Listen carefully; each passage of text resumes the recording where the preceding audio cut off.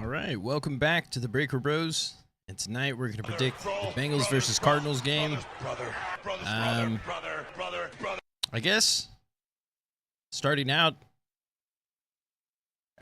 well, Joe Burrow said it feels like a must-win game, so I'm not sure if your prediction is going to go with that too, but I feel pretty confident about this game. Time. You do? I do not feel confident about it. I feel like I feel like they should win, but I felt like they should have won last week. So it's just kind of a mess right now. Things are not going as planned. Yeah, I think that last game was really tough, mainly because so many things went wrong. Mm-hmm. Minus the first drive. I felt like the first drive was pretty good. Minus kicking the field goal. I mean, it felt like we should definitely scored a TD at the end of that drive, but it still felt good because I think that was the first time during the season where we actually had a lead. Like starting out, or maybe we had a lead in a different game. No, I'm pretty sure that was the first time we actually had a lead in a game. Well, felt nice. Except for the game we won, right? They must have had a lead in that game. Well, yeah, I guess towards the end, I guess. The Rams. Yeah. Honestly, I can't even remember. But yeah, I guess we did. But I guess what I'm trying to say is that we started the game with the lead. Like we didn't come back and take the lead. Right. Gotcha. Led in the first quarter for sure. Yeah, I just everything is just it doesn't make any sense to me. Like, like I want to blame coaching, or play calling really. But the way they're playing, it's hard to predict them to beat anybody, Well, I think it comes down to complementary football. It's like when your defense does well or your offense does well, you need to follow up with the other side of the ball to do well. But we don't have that. It seems like when the offense gets going, the defense can't stop the other team, or vice versa. When the defense comes with a big play, then we just go 3 and out. So it's like you can't have that momentum that actually carries you to that lead. Because when we did play the Rams and we took that lead, because I think at one point we had a 10-point lead, now that I think about it, we're a much different team when we have a lead because it kind of goes back to the Burrow effect. I think there's a lot of pressure for the other team knowing that they have to score, especially against a team like the Bengals. I know this season, like we said, feels different because we haven't really performed like we normally do, like what we showed in the last couple of years. Mm-hmm. But I feel like the Tennessee game was rough because they were just, in general, I just felt like they were so much more physical than us, especially when the way they rushed us. Mm-hmm. And I think the problem with that is because we're kind of predictable when it comes to play calling, right? Yeah, we're gonna throw it. Yeah, because that's the thing. It's like I think they said there was like a statistic where even when the defense is in like basically like a pass coverage, we still throw it. Like when there's like two high safeties, we still throw it 70% of the time. 6 men in the box, they still throw it 80% of the time. Yeah. But yeah, I mean the thing about that stat is I was like when you sent it to me, I was thinking, I wonder what the percentage breakdown is when they run it, Like do they ever face more than 6 men in the box, Like I would think that the vast majority of the time it's just light coverage, which is kind of like the complaints I've been having about the run game is that but I don't know. I don't know the stat, but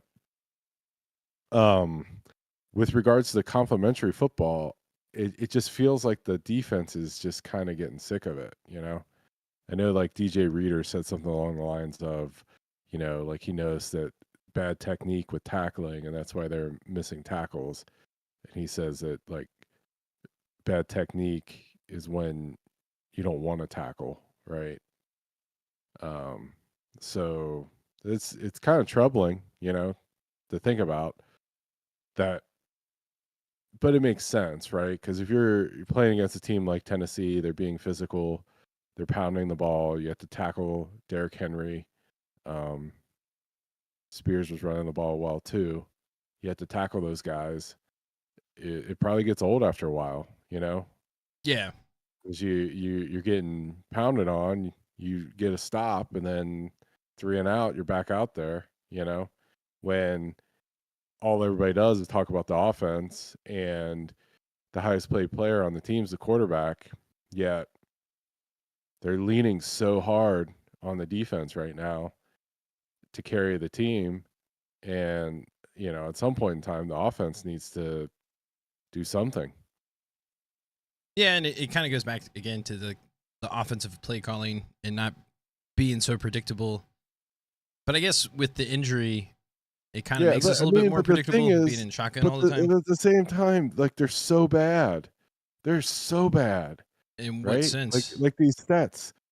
They're the second worst scoring offense in the NFL. Yeah, but I don't think that's going to be like. There's no way that's going to stay the same the whole season. I just don't see Well, it. but I'm just saying, you're saying the play calling's bad.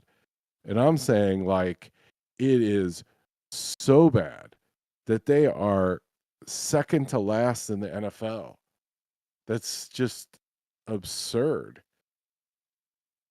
Right, but it doesn't mean that people can't adjust and correct their mistakes I'm and not see. saying that they can't correct it. I'm just saying like what they've done thus far is bad. Right. I mean, like worse than teams where they're talking about, getting rid of their quarterback or firing people. You know what I mean?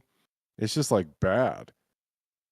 Yeah, like I said, like I feel like the first couple of games, especially the first game, like it was kind of an anomaly because like the first game, like it didn't even seem like Burrow could run at all. Like this is weird. And then the second game, he looked a little bit more normal, but then he tweaked his calf a little bit more, which kind of threw in another setback.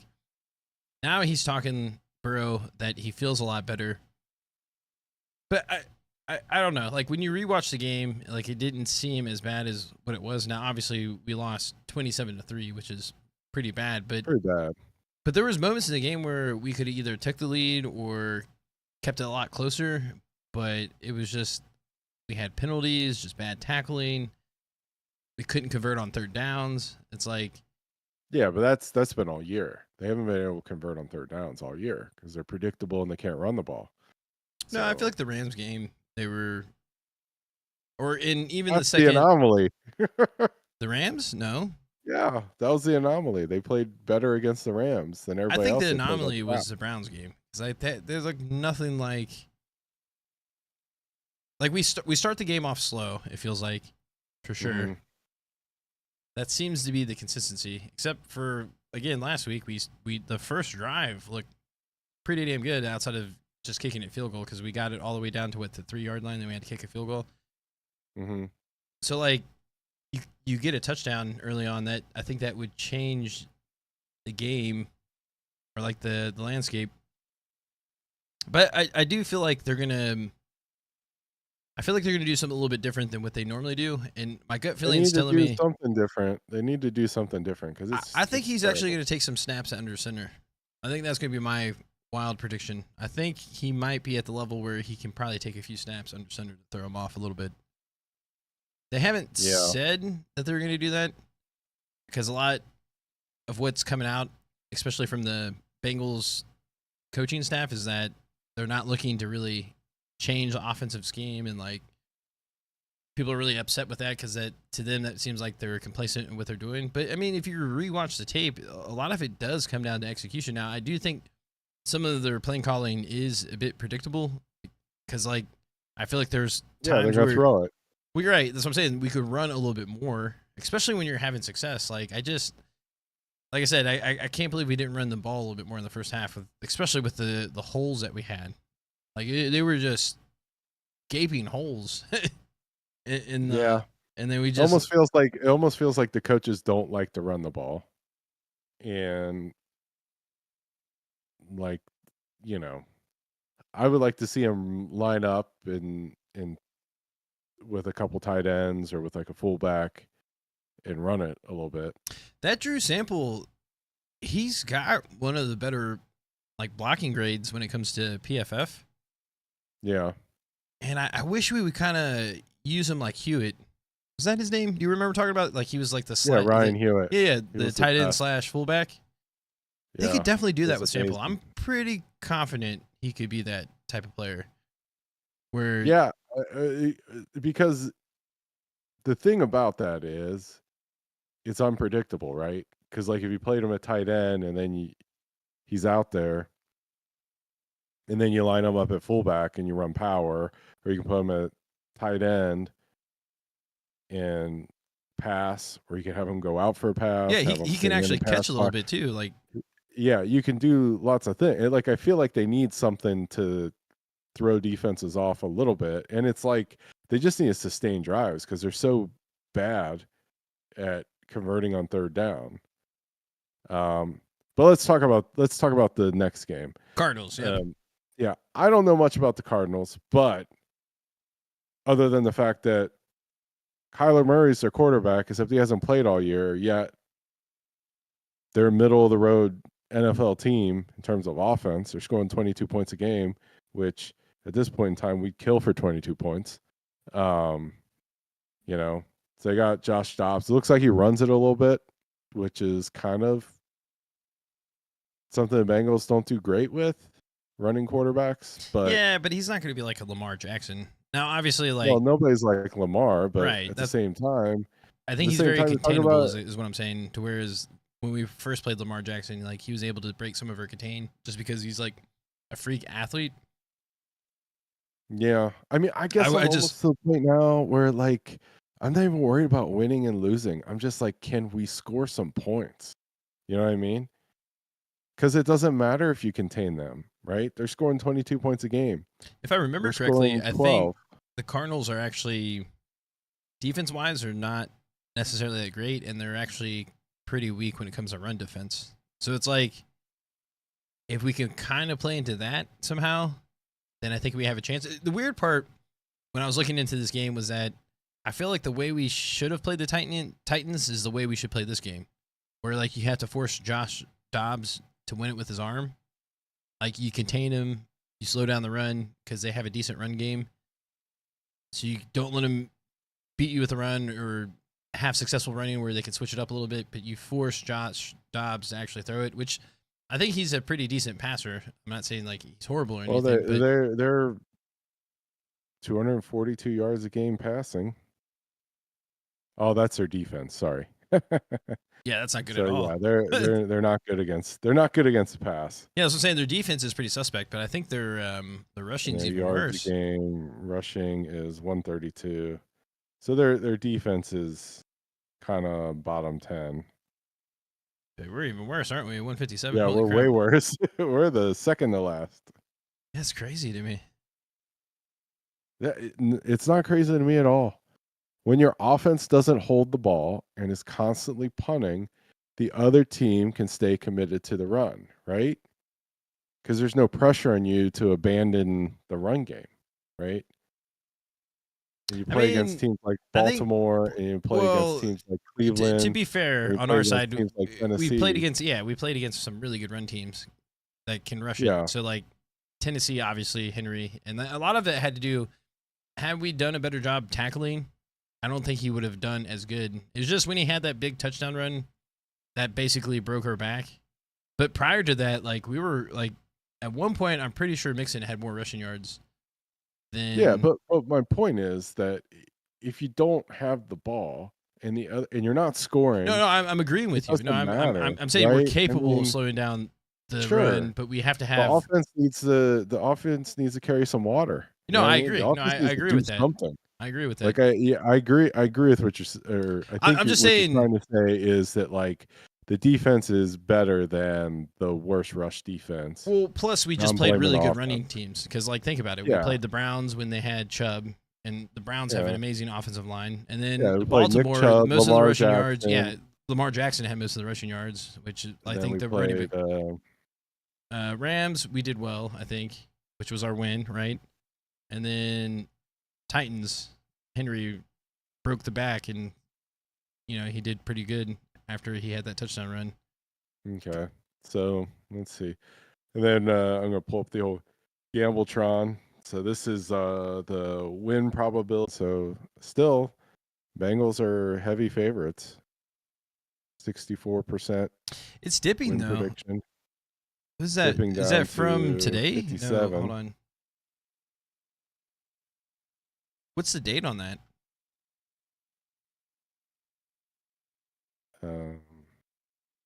October 4th. So now. Okay, we'll go to. You see where it dips from, like. Is that like this 60? one? Yeah. What day is October 2nd? It's 2 days ago. I wonder Yeah, why, so but it's still sliding down. It looks like throughout the week it's going down. I wonder why that's the case. Bengals aren't. The Bengals offense is bad. What's the spread though?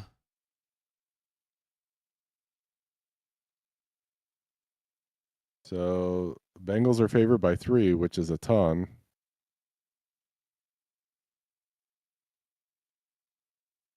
It's interesting. Because they're away. So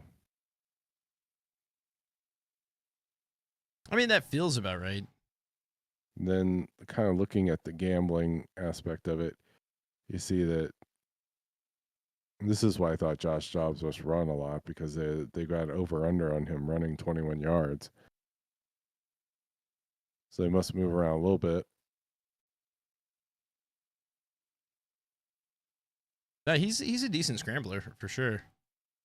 Yeah. It's just very concerning that there's one Bengal and 4 Cardinals on the over under for receiving yards. And then rush plus receiving, I guess it's a little bit better. Well, But I think Higgins is most likely not going to play. That could be part of the reason. But Chase has definitely been our most consistent receiver. Yeah. I don't know if Higgins is going to play or not. He's saying he might.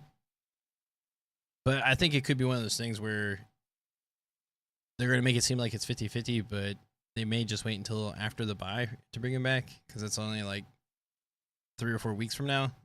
So like that would kind of make sense to kind of wait, I guess, until after that. But they need to win a game. right, but I think we're Season still might be capable over of in winning. 3 weeks, you know? It could be potentially, but I also think we can beat the Cardinals without Higgins. Don't know, man. Don't know.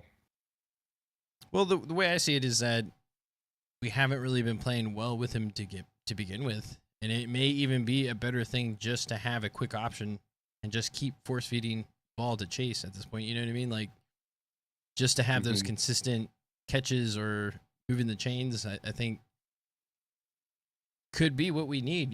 Like just making it a little bit more simple. Just not. Because I think the thing that was the most alarming to me when you think about the last game is just that the pass protection just did not hold up. But I think part of it too is that we just at that point became so predictable in terms of like the way they rushed us was pretty unique. Like they just like blitzed us like it was no big deal, which I can understand why they did, because I think they understand like how hobbled Joe Burrow is, and that's why I think he may actually go under center a few times this next match just to throw the team off. What does that do for you? Well, when you're in shotgun, you're only in certain formations, right? Mm-hmm. So, like, when you're under center, I think it just adds that rushing element. Like, they're going to be a little bit more... I mean, like, wasn't that the big thing last year where, like, every time they were under center, you knew they were going to run the ball? Yeah, pretty much. Like, that was the tell at the beginning of last season. So I guess it's kind of ironic. Wasn't Mixon doing that thing too? The first couple of games where like when he was getting ready to run, where he was like, like lean forward a little bit more. Yeah, it was funny because like everyone picked up on it, and then you could tell that the Bengals knew that everyone knew, and then he started doing it. Like he was basically doing the opposite. Like whenever he got down, he was. So it's like they knew that people knew, so they played off of it. I don't know.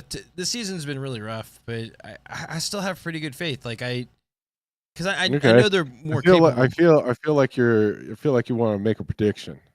You know. The score prediction? Dollar bills, Yeah. y'all. Feel like Yeah, I you're ready mean, to make some gambling predictions. I want to say Oh, wait. Let me pull up the scorecard here. Okay. I've been so off this year, but it's fine because all that matters is that they win. But I feel like Well, you've been off on that too, so. right, but yeah, I guess what I'm saying is that I don't want to predict too high because I was overly confident last week, and maybe that was the problem last week with the Bengals too, is that they're overly confident coming off the win. Mm-hmm. Maybe they were too lackadaisical because I think Zach Taylor hinted towards that. Was that maybe the Yeah, I mean, but how do you expect your team not to be lackadaisical when you don't have any sense of urgency to start the season? You lose the first game, you're like, no big deal. You lose the second game, you're like, yeah, we lost the first two last year. Then you win, then you're like, see, everything's fine. And then you go get like just beaten up in Tennessee. I mean, it's just like that's a problem. And that's been a problem with the Bengals organization from Mike Brown on down, is that they always are playing for like 2 years in the future. Like they never play for today. right. They never build for today. And like the way they drafted, right? They drafted Charlie Jones. Why'd They you draft almost Charlie act like Jones? they've been there To before when they replace haven't. Tyler Boyd next year, It's like, well, why you know what I mean? It's just like you need a tight end now. You need a running back now. And they put that stuff off so they can like draft guys that they're going to need 2 years from now. And it's just like at some point in time, you need to like focus on the present. And as an organization, they've always been crap at that. And now you got a coaching staff who's telling the players at the beginning of the season, it doesn't matter.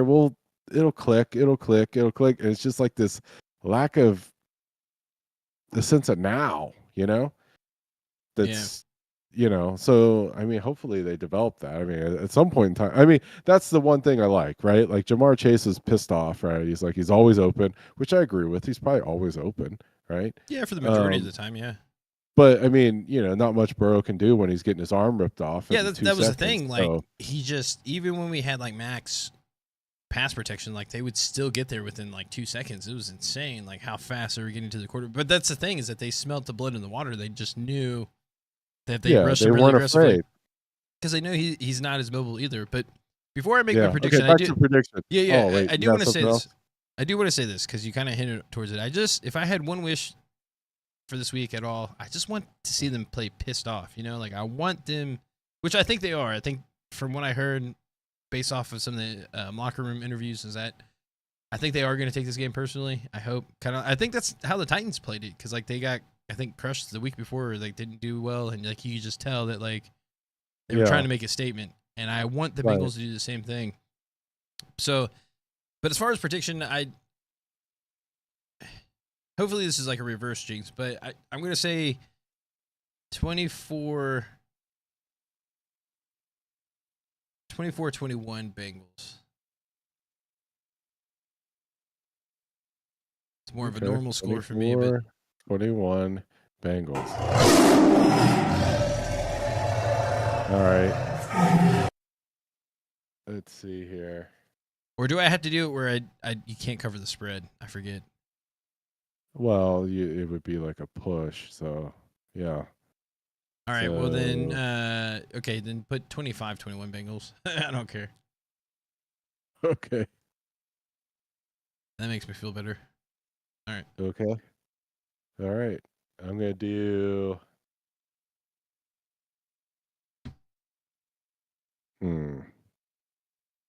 So you said 2 touchdowns is 14. I don't think they're going to score 20. And I also don't think they're going to cover. Yeah. So I'll go like 17-15 Bengals. So I will do the roar for the pick of the Bengals.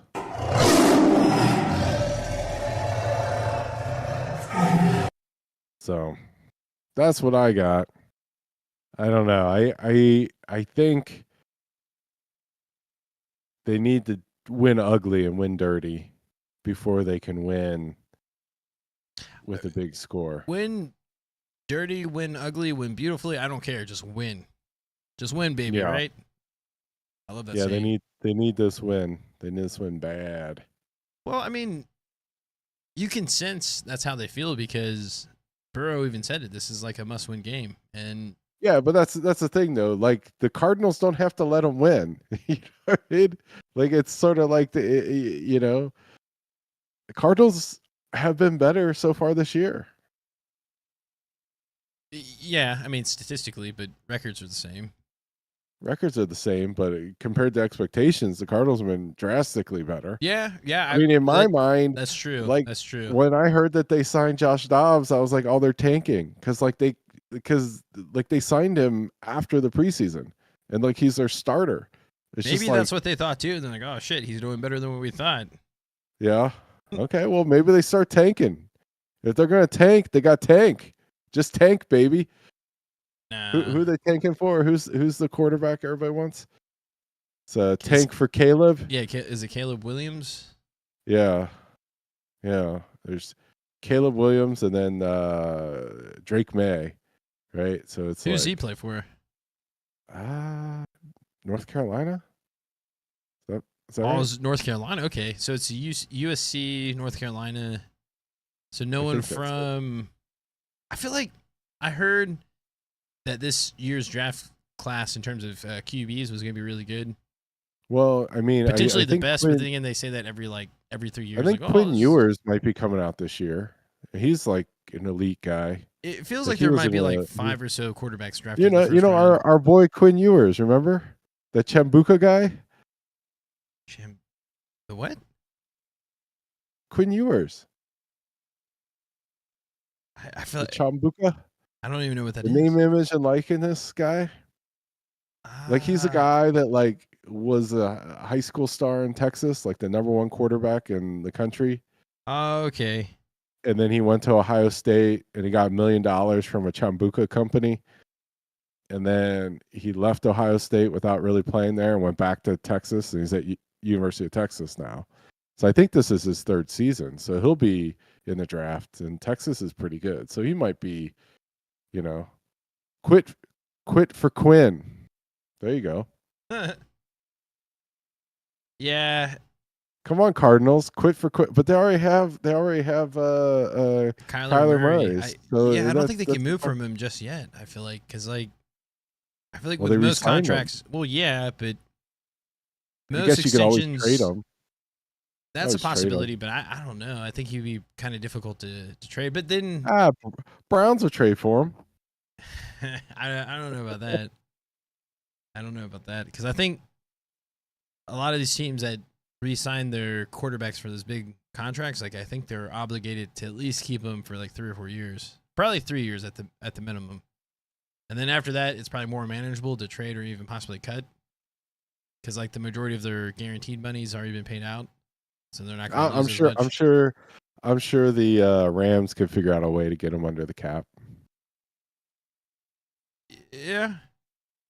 Potential. Yeah, the Rams do it. They always have money under the mattress to just add massive contracts.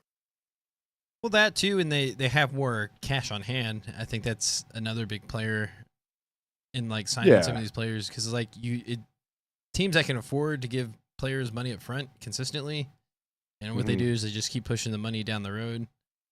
Yeah. So Rams will do that. Like after this year or when? I'm joking. Oh, okay. Well, I was to say because like don't they still have I mean, Stafford? But I mean, Stafford's probably closer to retiring. I think I got the.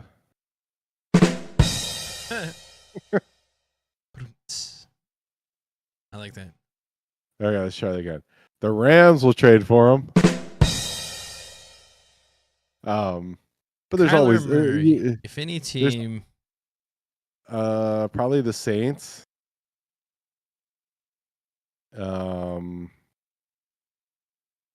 Bears. Bears are gonna get Caleb Williams, right? I heard potentially it's a race to the bottom. It's a race Bears to the bottom. might trade Fields, but I don't necessarily see that happening. The Las Vegas. I don't know. Didn't they sign Carr for a decent contract? I mean, Carr's in New Orleans. Oh, bro. okay. That's right. That's right. Yeah. Holy shit. They got Jimmy Garoppolo, man. Same difference. I think they probably have similar contracts, right? Garoppolo and Carr. If I had to guess. But they had Carr and he's gone, so now they have Garoppolo. So I assume they'd be able to get rid of Garoppolo and add old Kyler if they wanted to, right? That's just feels like the most Raiders move ever, right? To trade for Kyler Murray, right? Doesn't that seem like something they would do? Potentially, but if you're going to trade for a quarterback, wouldn't you try to get maybe a different quarterback? Well, you try to get a good quarterback. Yeah, I'm not saying Kyler's bad by any means, but I think consistency is the key, right? Yeah, but I mean,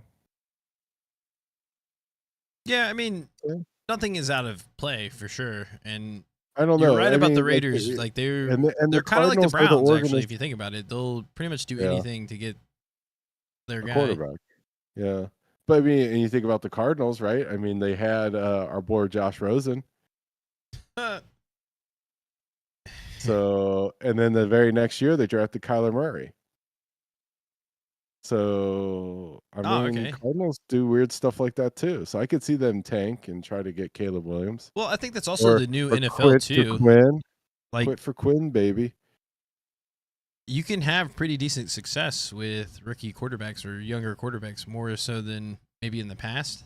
I don't know if it's because Crash for Caleb. Mm-hmm. I think we'll know more towards like the last quarter of the season who's really trying to, or maybe the last third of the season.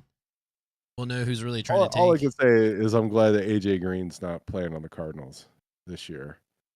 Yeah, he came back the second week, I think. I think he was, because now the Bengals are starting to do like where they bring back old players and. Yeah, he retired a Bengal. Are they called the ruler of the jungle? I can't remember exactly, but. Yeah, he came back to be ruler of the jungle, but I mean, he also came back and retired a Bengal. That's awesome. I'm so glad he did that. But what I'm saying though is, I think it would suck if we with all of the crap that's going on with, how bad the season's going, like they have to go to Arizona and then see like AJ Green in that uniform playing against us. That would stink. But yeah, but to be fair.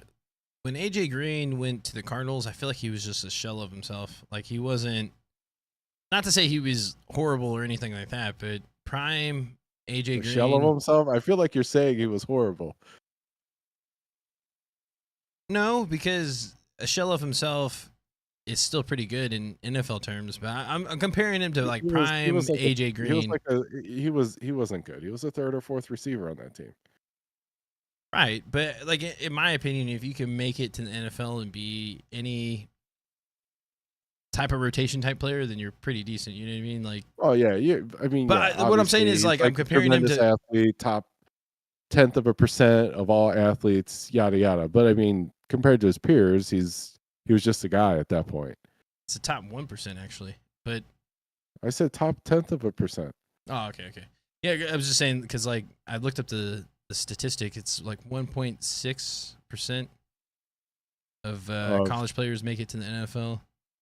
Okay, but like if you play D1 college football, you're a pretty elite athlete. Yeah, even from those standards for sure. But you're even more elite if you make it to the NFL. If you play and you're like the number one guy at Georgia, then you're pretty. That's basically the same thing as being an NFL guy. If you're like the best player on offense in Georgia. Yeah, because I remember that draft because like I was really high on Julio Jones or Patrick Peterson. I remember I really wanted Patrick Peterson that year because I was like, man, we need a defense and blah blah blah. But I was thinking like if we did pick a receiver, I was like Julio Jones looks pretty good, and then we drafted AJ Green. I was like AJ Green, and then when he actually started playing for us, I was like, damn, he's actually really good. And I was like, I see why. Suspended at Georgia, right? Who, AJ Green? Uh-huh. For what? His last He sold a jersey. He signed a jersey and sold it. And they suspended him. Isn't it crazy how much things have changed? I feel like someone else Like did the that same was thing too. That was like the big controversy with AJ Green. It's like he missed a bunch of games because he signed a jersey. That's so crazy to me. I can't like. Yeah. I mean, looking back now, but even more so down the future, like people are gonna look back and they're gonna be thinking like, that's so crazy because it's like It's ridiculous. the player is the reason why people want the jersey, and the fact that like he signed it, like they should definitely be able to make money off of that. That is crazy to me that they can't. I mean, because like you got the whole name, image, and likeness thing where Right. like college players are allowed to get paid, right? And some of it, like it's not supposed to be like your pay to play out of school, but like so much of it is, right? Like I think I can't remember the team. Is it TCU or Texas A&M or some school where like A&M bought every player. The whole offensive line gets like $50K a year or something, right? And it's like clearly like they're getting paid because they're going to that school. But in AJ Green's case, if you're signing your autograph and people are giving you money, that is like literally you're making money off of your name. You know what I mean? Right. Yeah, that's horrible. It's like if you're selling your autograph, they're buying your name. They want a little memento of you, right? Which is exactly what the NIL is supposed to be. I mean, yeah, it's good that it's changed so much, but it's just kind of like funny to think about. It's kind of crazy to think about actually, because it's like it just seems like that's against the law if you think about it. Like you're preventing someone from essentially making a living just because they play football. Well, it's not even making a living, right? It's like literally just like, well, when you're in college and you don't have time, especially if you're a football player that's basically practicing all the time, right? It's just pretty much dedicated to football. Like you're not going to have the same opportunity as someone else to make that money. Well, yeah, that's what I'm saying though. You're not even making like a living wage off of this stuff. Yeah, like I see what you're saying. It's like someone for like, getting himself like a pair of shoes or, like getting some money so he can go out for a couple weekends, right? It's like not even enough for like a whole year, right? It's like literally just enough for like a month or two, right? Yeah, and like Quinn Ewers was like the big NIL guy because he got like the 6 figures for like or 7 figures for like kombucha, which stuck in my head because I think it's hilarious because I find it hard to believe that there's even $1 million in kombucha, but there is. Huh. Apparently. Yeah, I mean, Hey, we said kombucha so much, maybe we should pick up a little NIL, dollar bills, y'all. Well, I'll try some. Maybe. Hey, quick question. This is kind of random. Do you have the all 22? Can you look at that? Uh-huh.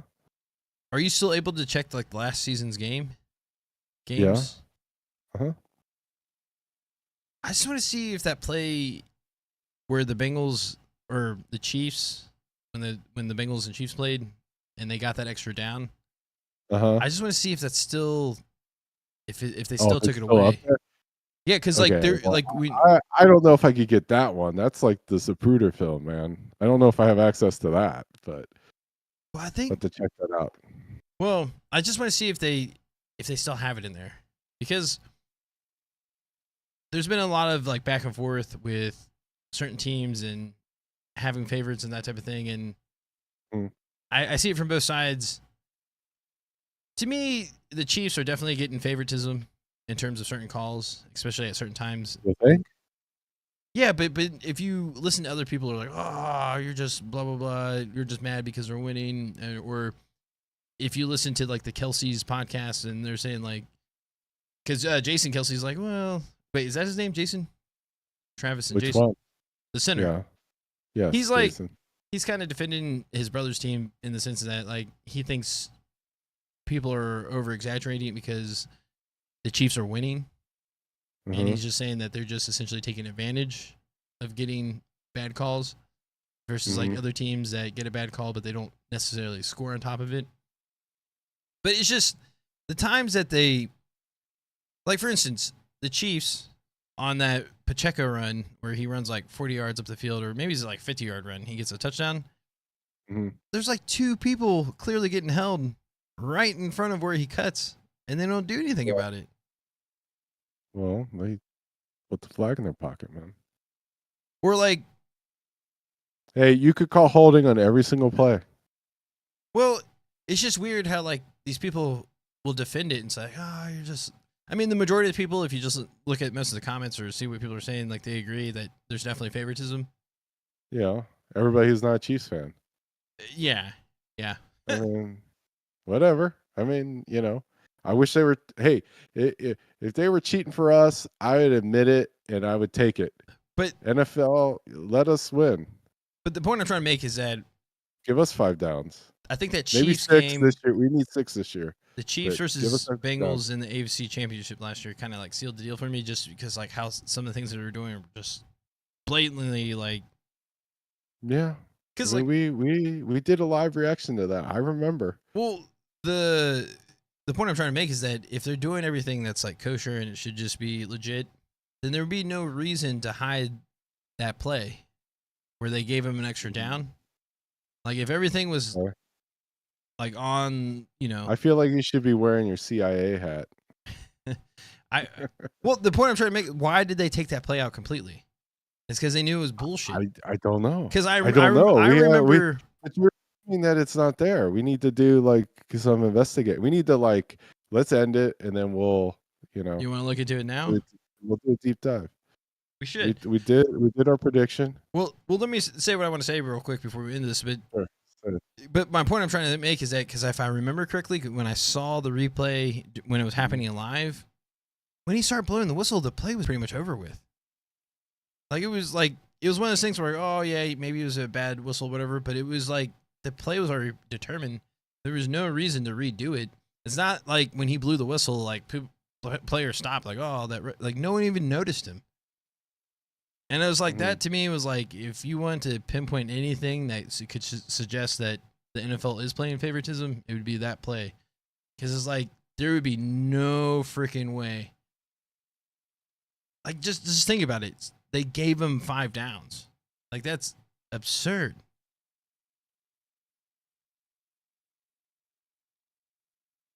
It's just crazy to me because it's like, the whistle had no impact on the play whatsoever, and they gave him an extra down. It's just so crazy to me. And I feel like more people should just be way more upset about it. But to be honest, there were a lot of people upset at the time because gambling is so huge right now, and there's so many more people interested in games that they wouldn't normally be interested because they have a lot of money online. But the I need to find that video again. But the way those Jets fans were reacting towards you would think they were Bengals fans, but the reason why they were Bengals fans is because they bet on the Bengals, and we were starting to lose at that point, and they were just going like crazy. But yeah, I mean, is there anything you want to add to this? I guess this week's prediction, or no? I hope they can gut one out here. Yeah, I want them to surprise us in a good way. Victory. Yeah, they need the victory because if they lose to the Cardinals and go 1-4, man, it's gonna be really tough. I think I'll be in full blown panic mode. I actually not really. I mean, it just feels like the season's slipping away. So, well, and we know that they're better than that. Like they should be, in my opinion, at least 2-2 at this point. Yeah, I mean, I guess the upside of this is if the offense keeps playing like this, the Bengals will be able to re-sign T. Higgins, no problem. Honestly, I feel like if we keep going this trajectory, then he's more likely to get traded. And I hate to say that, but it's just like, if we can't play well with 3 really good receivers, then what's the point of having them or paying them that much money, right? Yeah, but he'll be cheaper, so. Because the Bengals will be the only team that's bidding on him at a high number. I don't know. It's hard to say. I don't see that happening. Like, the odds of him actually getting traded or not being on the Bengals next year is probably really low. Mhm. But I guess we'll see. Yep. Alrighty. Peace.